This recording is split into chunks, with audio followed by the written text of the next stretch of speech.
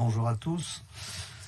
Donc, comme vous le savez, aujourd'hui, la loi dite de transformation du service public du 6 août 2019 nous oblige à délibérer pour supprimer les jours locaux issus de l'histoire sociale de notre collectivité, afin de ramener tous les agents de la ville de Grenoble à 1607 heures par an.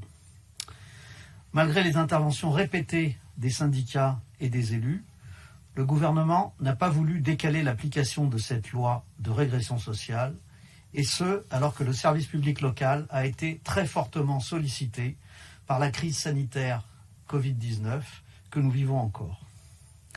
C'est pourquoi la colère des agents, qui s'est exprimée à plusieurs reprises, est compréhensible.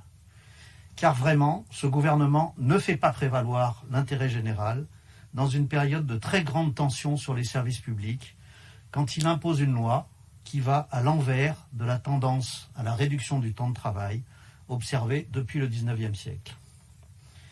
Car il s'agit bien là d'une rupture historique. Après les durées du travail démentielles du XIXe siècle, les 70 heures par semaine, le travail industriel inhumain, notamment des femmes et des enfants, il a fallu des années de lutte syndicale et politique pour imposer une réglementation plus respectueuse de la condition humaine. Chacun connaît les grandes étapes de ces progrès sociaux.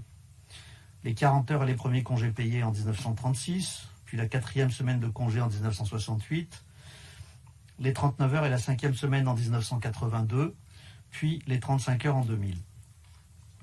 La fonction publique a suivi le mouvement général, avec ses contraintes propres, notamment la continuité du service, qui explique que les durées du travail réel de ces agents soient souvent supérieures aux durées légales, ou que des compensations aient pu être accordées localement, comme c'est le cas à Grenoble, avec nos 4 jours locaux.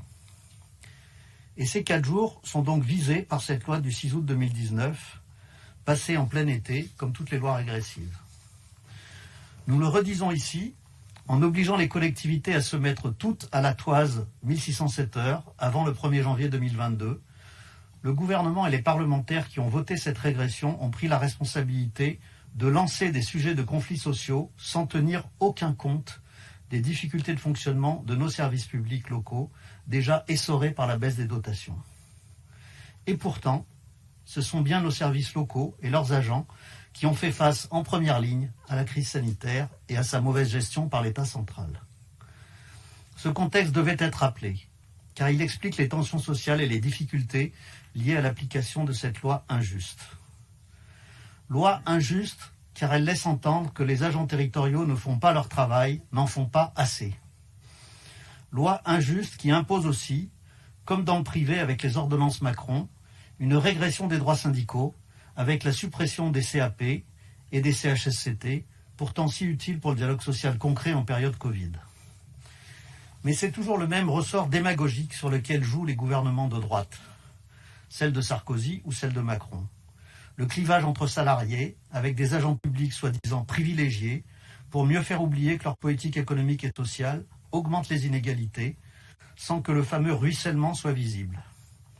Il est choquant que pour faire face à la pandémie, 240 milliards d'euros soient distribués au secteur privé, sans contrepartie sociale et écologique, alors que dans le même temps, il n'y a rien eu pour les collectivités locales, sauf des miettes. 90 000 euros pour des masques, à Grenoble pour 5 millions de surcoûts du fait de la crise Covid en 2020. Il n'y a rien pour les agents qui font tourner au quotidien nos services, nos écoles, nos gymnases, le CCAS, l'hôtel de ville, et qui se voient retirer un avantage social historique. Néanmoins, nous sommes des élus républicains. Et même si nous contestons le sens de cette loi, spécialement dans la période sanitaire que nous vivons, nous devons l'appliquer, puisqu'elle a été validée par le Conseil d'État et le Conseil constitutionnel.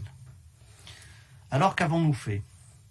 Nous avons engagé, après la période de crise pandémique 2020, c'est-à-dire dès que possible, en juin 2020, une série de réunions et de rencontres avec les syndicats de la ville.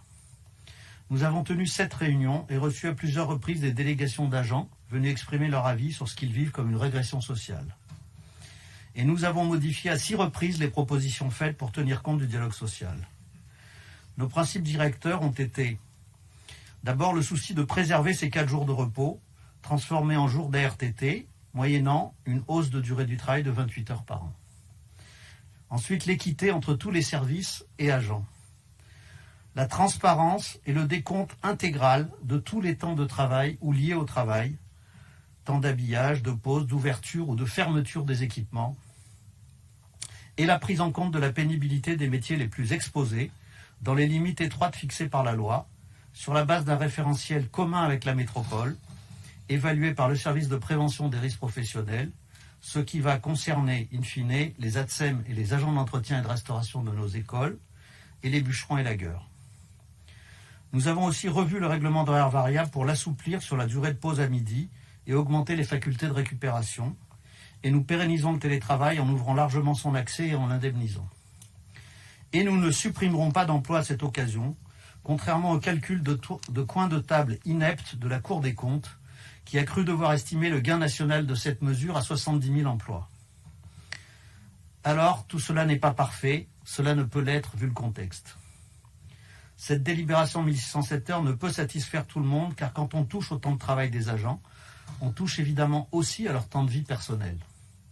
Néanmoins, nous avons le sentiment que le texte reflète cette tentative de compromis social le plus large possible entre des impératifs de fonctionnement des services publics et les impératifs de vie des agents. Notre organisation du travail connaîtra des souplesses supplémentaires, introduites à l'occasion de cet examen complet de la durée du travail des agents, et des possibilités nouvelles d'organisation de réunions pour améliorer la coordination dans des équipes très dispersées dans les différents services de la ville. Et bien sûr, nous atteindrons les 1607 heures à travers l'ensemble de ces dispositifs, avec 7 minutes de plus à réaliser tous les jours de travail, tous les jours au travail, soit 28 heures par an. Alors, pour les élus de droite, la vieille droite LR ou la nouvelle En Marche, qui soutiennent cette loi, ou le principe de l'augmentation de la durée du travail, sachez que les agents penseront à vous tous les jours en travaillant 7 minutes de plus, en se levant 7 minutes plus tôt pour beaucoup. Pas certain que ça vous rende service, mais il vous faudra assumer cela.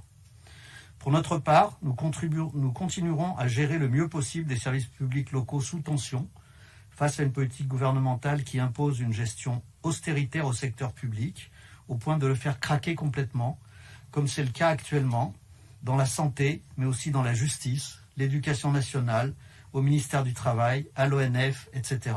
La liste est hélas bien trop longue. Espérons que le débat sur la nécessaire réduction du temps de travail surgira en 2022. Nous y contribuerons autant que possible à notre niveau. Merci.